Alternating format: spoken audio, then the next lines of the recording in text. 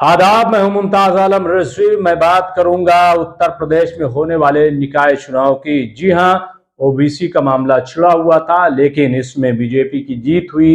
अब नए सिरे से ओबीसी की लिस्ट जारी हो रही है और ऐसे में वहां चुनाव होने जा रहा है। बीजेपी को बड़ी उम्मीद है। बीजेपी को उम्मीद इसलिए है कि अगर निकाय चुनाव में वो जीतती है, कामयाब होती है, यानी बलदियाती जो इंतखाबात होने उसमें कामयाब होती है, तो फिर 2024 का जो इलेक्शन है उसमें बहुत पिक्चर साफ हो जाएगी। दरअसल योगी जी की जिम्मेदारी है कि 2024 में वो उत्तर प्रदेश में बहुत अच्छी परफॉर्मेंस दें। जी हां, वरना शायद उनकी सीट भी खतरे में पड़ जाए। और उत्तर प्रदेश चूंकि यूपी का सबसे बड़ा सूबा है, वहां से 80 लोकसभा सीटें आती हैं। वहां जो कामयाब होता है वही सेंटर में हुकूमत बनाता है। अब बीजेपी का तो नारा है कि इस बार 80 में से 80 ही सीट हम कामयाब कर लेंगे, यानी जीत लेंगे। लेकिन क्या ये इतना आसान है?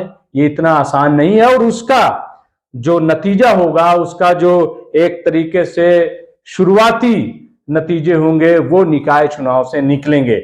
और सबसे अहम बात इस पूरे मामले में ये है कि उत्तर प्रदेश में मुसलमानों की हालत चाहे जो कर दी गई हो, मुसलमानों को कहीं भी पहुंचा दिया गया हो, उनके खिलाफ खा कुछ भी हो रहा हो, लेकिन सच्चाई यह है कि इस निकाय चुनाव में भी तमाम पार्टियों की नजर मुस्लिम वोटों पर है। जी हां, और इसमें बीजेपी भी शामिल है। बीजेपी भी चाहती है कि पसमानदा के नाम पर, पसमानदा बरादरी के नाम पर, ओबीसी के नाम पर मुस्लिम वोट ज्यादा से ज्यादा हासिल किया जाए, और वो इसके लिए कोशिश कर रही है, इस पर काम कर रही है। लेकिन इसके अलावा जो नजर है वो कांग्रेस की भी है। कांग्रेस के साथ साथ समाजवादी पार्टी और बहुजन समाज पार्टी की भी मुस्लिम वोटों पे नजर है। वजह क्या है? वजह बिल्कुल साफ है कि जिस तरफ मुस्लिम वोट होंगे उधर ज्यादा से ज्यादा सीटें जीतने का मौका मिलेगा। उत्तर प्रदेश में अगर देखें तो कुल 20% मुसलमान है। जी हां, 20% मुसलमान है। और ये 20% कई मकामात पर, अगर वेस्टर्न यूपी में देखें, चाहे वो मुरादाबाद हो, बरेली हो, मेरठ हो, अमरोहा हो और शामली का इलाका हो, या फिर अलीगढ़ हो, इन तमाम अगर जगहों पर आप देखेंगे तो यहां मुस्लिम अक्सरियत है। और कई मकामात पर तो ऐसा है कि 40 से 50 सीटों पर, यानी 40 से 50 फीसद मुस्लिम वोटर हैं जो फैसला कुन है, यानी वो जिसको चाहेंगे वही कामयाब होगा। तो एक बड़ा जो है लक्ष्य है और मुस्लिम वोटों पर सबकी नजर है। अभी थोड़े दिनों पहले एक सर्वे हुआ था, उसमें यही कहा गया था कि अभी भी जो मुसलमानों का बड़ा तबका है वो समाजवादी को चाहता है, वो अखिलेश यादव पर एतमाद करता है, अखिलेश यादव पे भरोसा करता है। ऐसे में बीजेपी को तो बहुत ज्यादा झटका नहीं लगा, लेकिन बीएसपी और कांग्रेस जरूर फिक्रमंद है, क्योंकि उन्हें भी यही लगता है कि अगर मुस्लिम उनके साथ नहीं आया, और यही वजह है कि अभी कांग्रेस के जो माइनॉरिटी डिपार्टमेंट है उत्तर प्रदेश का, जिसके अध्यक्ष शहनवाज हैं, वो बाकायदा जो है वो मुहिम चलाने जा रहे हैं। और वो कहने जा रहे हैं कि दरअसल 2024 में अगर बीजेपी को पूरे देश में कोई टक्कर दे सकता है तो वो कांग्रेस है। इसलिए न तो समाजवादी के पार्टी के चक्कर में पड़िए, न तो बीएसपी के, और न किसी और पार्टी के।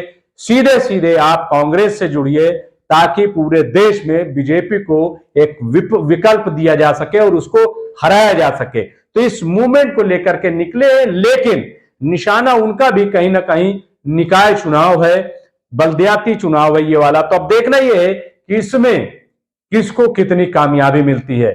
क्या अखिलेश यादव वाकई कामयाब होंगे और उन पर मुसलमान भरोसा करेगा? हालांकि मैं एक बात जरूर ये कहता हूं कि जितना मुसलमान अखिलेश यादव पर भरोसा करता है, उतना अखिलेश यादव मुसलमानों पर भरोसा तो करते हैं लेकिन काम नहीं करते।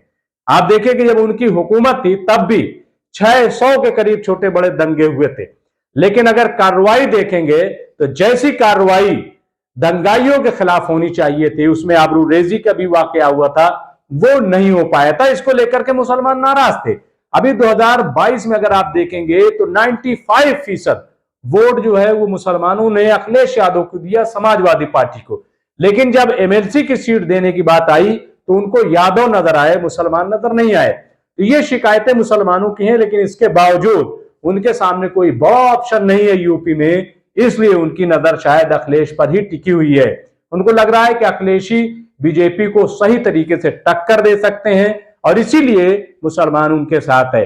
अब ये जो निकाय चुनाव होने जा रहा है, इसमें पता चल जाएगा कि क्या अब भी मुसलमान समाजवादी पार्टी के साथ है या फिर तकसीम हो रहा है अलग अलग।